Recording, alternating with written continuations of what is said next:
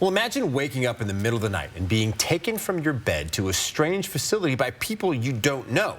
Then imagine finding out this was consented to and paid for by your own parents. This is the reality for thousands of kids across the U.S. and right here in the inland Northwest who are sent to youth residential programs. These programs claim to help and fix troubled teens, but oftentimes those teens suffer years of abuse and lifelong trauma.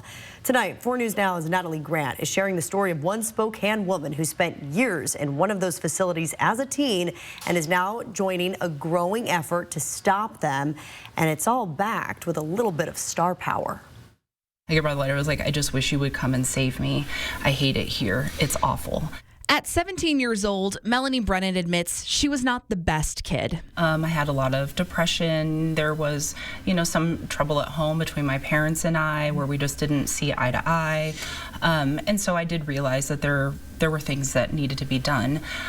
What I didn't expect was that I was going to be shipped away. Melanie said her parents didn't know what to do. I was in therapy and so was my mom, and my understanding is the therapist said, here's a great place that they had heard about. This can help Melanie. This will fix her. This will bring her back. But what was marketed as help did more harm.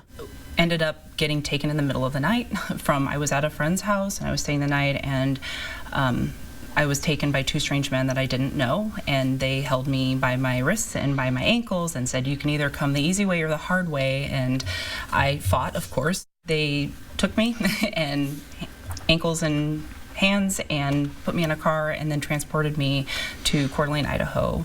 And then from there, I was there for 60 days. And then after that, I was transported to southern Utah.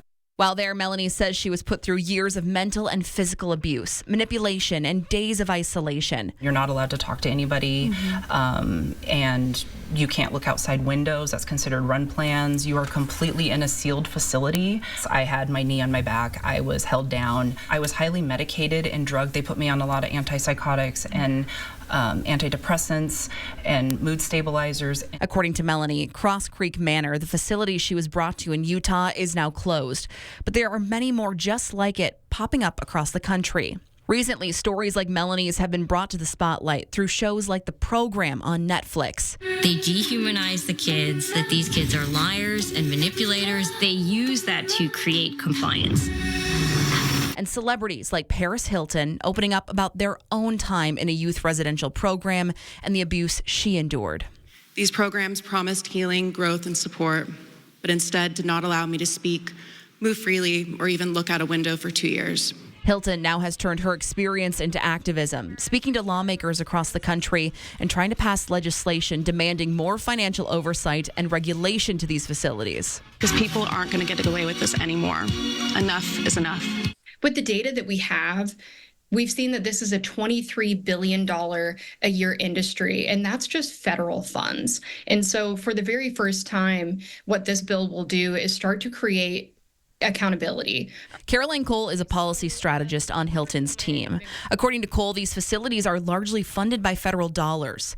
Last year, they introduced the Stop Institutional Child Abuse Act and have been working since to get it passed, garnering a massive amount of support from lawmakers on both sides of the aisle, including our local leaders. I've had the opportunity to meet with several here locally, and it's compelling that we need to take action. We all agree that we must be protecting our children in these institutions. And earlier this year, Hilton's team, along with local survivors like Melanie, met with Congresswoman Cathy McMorris Rodgers, hoping to gain her support for the bill. When you have facilities that are, you see these cases where children are being abused, the state needs to be taking action. According to Cole, along with financial oversight, Hilton's team hopes to create a path for more local outpatient options for kids that still need extra help and parents who don't know where to turn.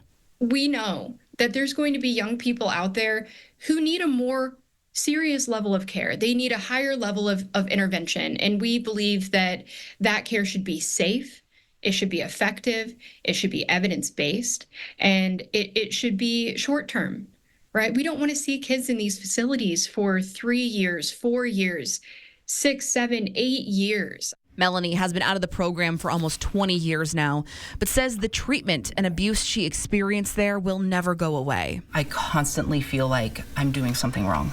It doesn't matter. It's always there. I'm doing something wrong. I've screwed up. They're going to find out. I don't even know what they're finding out. I'm like, but they're going to find it out. But now she hopes her story can serve as an example and stop the abuse. I just want there to be more visibility, because the biggest problem is these places are still around.